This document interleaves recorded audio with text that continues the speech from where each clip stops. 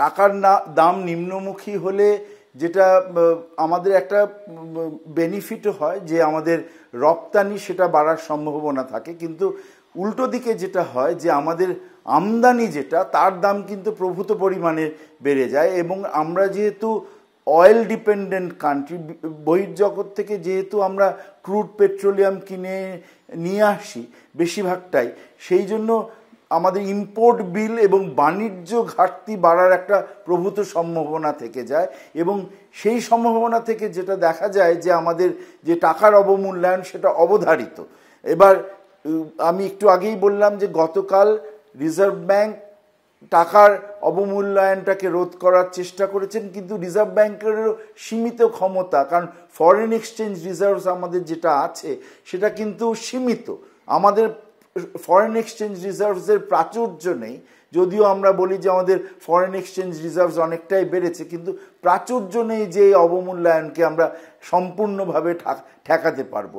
সেহেতু তেলের দামের সঙ্গে বাণিজ্য ঘাটতি, তার সঙ্গে টাকার অবমূল্যায়ন, এই প্রসেসটা বোধহয় অবধারিত। যতক্ষণ না যুদ্ধ বিরতি হচ্ছে ততক্ষণ আপনি দেখবেন শুধু ক্রুড পেট্রোলিয়ামের দাম বাড়েনি, বেড়েছে সমস্ত ধরনের যে গ্যাসোলিন থেকে শুরু করে সমস্ত কিছুর দাম বেড়ে গেছে, কোথাও 7%, কোথাও 6%, কোথাও 4%, কিন্তু সমস্ত কিছুর দাম বেড়েছে। এবং গত দুদিনে দাম বাড়াটা 68 টাকা পার ব্যারেল ব্রেন্টের থেকে গতকাল বা আজ সকালে 77 টাকা পার ব্যারেল প্রায় এসে পৌঁছেছি।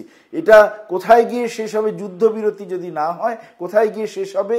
এবং মুদ্রাস্ফীতি এই জন্য আমাদের কাছে অবধারিত।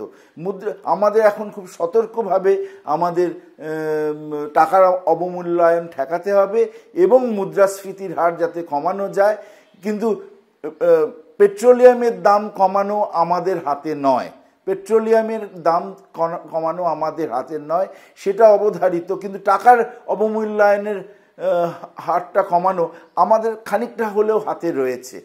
দেখুন সেই ছবি, তেল আবিবে পরপর বিস্ফোরণের ঘটনা এবং ইসরায়েলের রাস্তার ছবি দেখলেই বুঝতে পারবেন যেভাবে ইরান প্রায় 150টি ড্রোন নিয়ে হামলা চালিয়েছে, তার জেরে ক্ষয়ক্ষতি হয়েছে ইসরায়েলেও।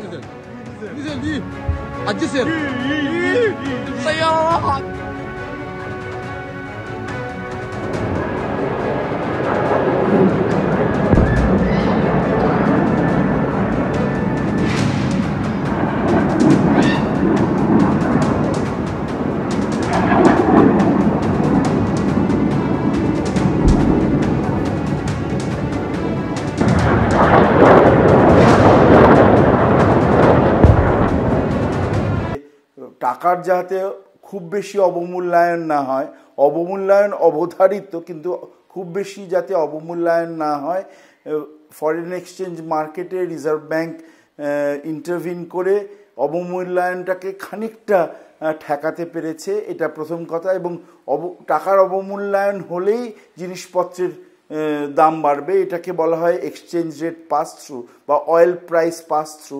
এই পাস থ্রুটাকে যতটা কমানো যায়, এই ইম্প্যাক্টটাকে যতটা কমানো যায়, হয় মনিটারি পলিসি দিয়ে বা কোনোভাবে, যতটা টাকার অবমূল্যায়নটা যেটা দেখা যাচ্ছে তেলের দাম, অপরিশোধিত তেলের দামের জন্য, এবং অয়েল প্রাইস পাস থ্রুটা কিন্তু ডিফারেন্ট। যে ক্রুড অয়েল এর দাম যখনই বাড়ছে তখনই আপনার কি হচ্ছে, প্রত্যেকটা জিনিসপত্রের দাম বেড়ে যাবে, কারণ দেশের অভ্যন্তরে প্রত্যেকটা জিনিসের ক্যারিং কস্ট বেড়ে যাবে, যেগুলো অয়েল ইন্টেন্সিভ আমাদের উৎপাদন, সেইগুলোর দাম বেড়ে যাবে এবং সেখান থেকে একটা মূল্যবৃদ্ধির সম্ভাবনা দেখা যায়। এই দুটো জিনিসকে, দুটো রুটে যে মুদ্রাস্ফীতি বা মূল্যবৃদ্ধির যে আশঙ্কা, সেই দুটোকে আটকানো বোধহয় সবচেয়ে প্রধান কাজ আমাদের দেশের।